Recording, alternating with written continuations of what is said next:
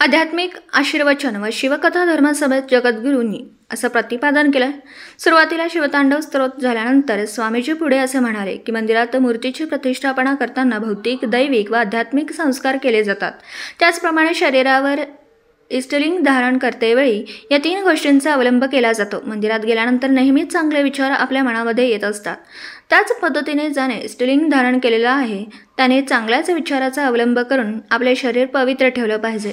कार्यक्रमाला खासदार संजय काका पाटील, नितीन शिंदे, विशालदादा पाटील, शैलजा भाभी, डॉक्टर रविकांत पाटील, डॉक्टर आळी, दिग्विजय सूर्यवंशी, अरविंद तांबवेकर, सुरेंद्र वाळवेकर, पृथ्वीराज पवार, मनोज सरगर यांनी जगद्गुरूंचे दर्शन घेऊन शुभाशीर्वाद घेतले।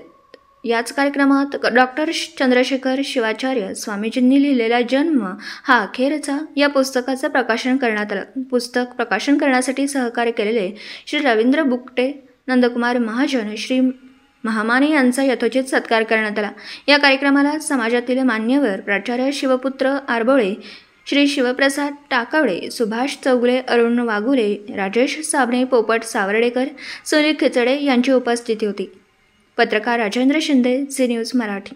नमः काशी जगद्गुरूंच्या चरणी नतमस्तक होऊन तरुण भारत स्टेजिंगवर सर्व वीरसेवा लिंगायत बांधवांनी जो कार्यक्रम घेतलेला आहे, न भूतो न भविष्यती या पद्धतीनं कार्यक्रम चालू आहे। तर आम्ही सर्व वीरसेवा लिंगायत समाजाला आवाहन करतो की या ठिकाणी जो धर्मयज्ञ चाललेला आहे महास्वामींच्या सानिध्यात, त्यामध्ये महत्त्वाचे असणारे दोन घटक आहेत की वीरसेवा धर्मामध्ये जो संस्काराचा राजा म्हणून घेतो असा अय्याचारवर शिवदीक्षावधी संस्कार हा उद्या 22 तारखेला सोमवारी या दिवशी या भव्य दिवसा या आपल्या शिवबसव नगरी या मंडपामध्ये फार मोठ्या प्रमाणामध्ये होणार आहे।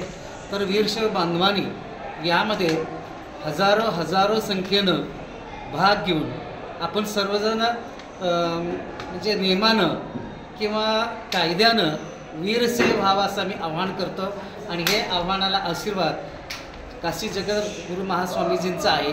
त्याचप्रमाणे वीरसेव धर्मामध्ये एक परंपरा आहे की जगद्गुरूंना ज्यावेळी आपण आपल्या गावामध्ये म्हणजे पूर्वप्रवेश करतो, म्हणजे गावामध्ये प्रवेश आपण घेत असतो, त्यामध्ये महास्वामीजींना अड्डपालखी उत्सवानं करण्याची पद्धत, एक वैभव म्हणजे गुरुंना आपण खांद्यावर घेऊन येणं ही अगदी सनातनपासून अगदी परंपरा आहे।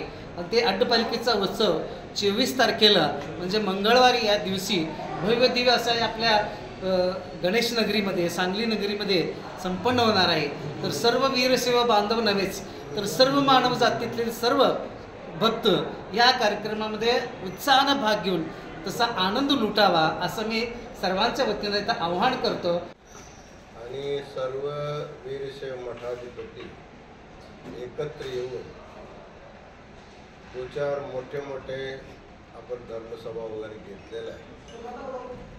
त्याच्यामध्ये पंचाचार्यांच्या सगट सर्व मठाधिपती एकच केंद्र सरकाराला आग्रह केलेला आहे, वीरशैव धर्मामध्ये जेवढं पोट जाती आहे, काही लोकांचे समाविष्ट आहे, अजून भरपूर लोकांचे समाविष्ट झालेलं नाही।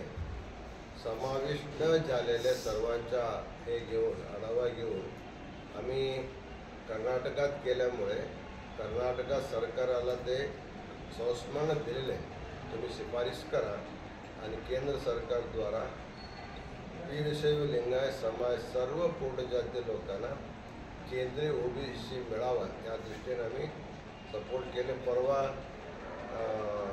दावणगेरीमध्ये अखिल भारत वीरशैव महासभेचे अधिवेशन झालं। त्या अधिवेशनामध्ये सुद्धा सर्व मठाधिपती, सर्व पोट जातीचे संघटक सगळे उपस्थित होते।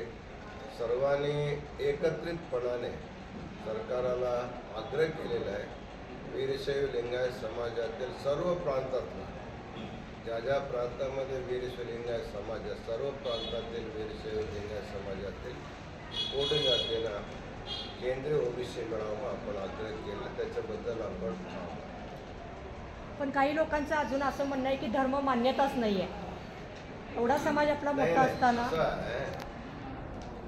हे वीरशैव लिंगायत जो धर्म आहे पहिल्यापासून हिंदू धर्मामध्ये परिगणित आहे आणि हिंदू धर्माप्रमाणे हे जे ओबीसी वगैरे आहे ते हिंदू पोट जातीनं मिळतो त्याप्रमाणे आग्रह केला. पण हिंदू आहे आणि हिंदू धर्माप्रमाणे जसं ओबीसी मिळतो तसं वीरशैव लिंगायत समाजातील सर्व पोट जातींना मिळावा असा आपण आग्रह केले. मागील दर द्यावं सरकारच्या अधीन आहे.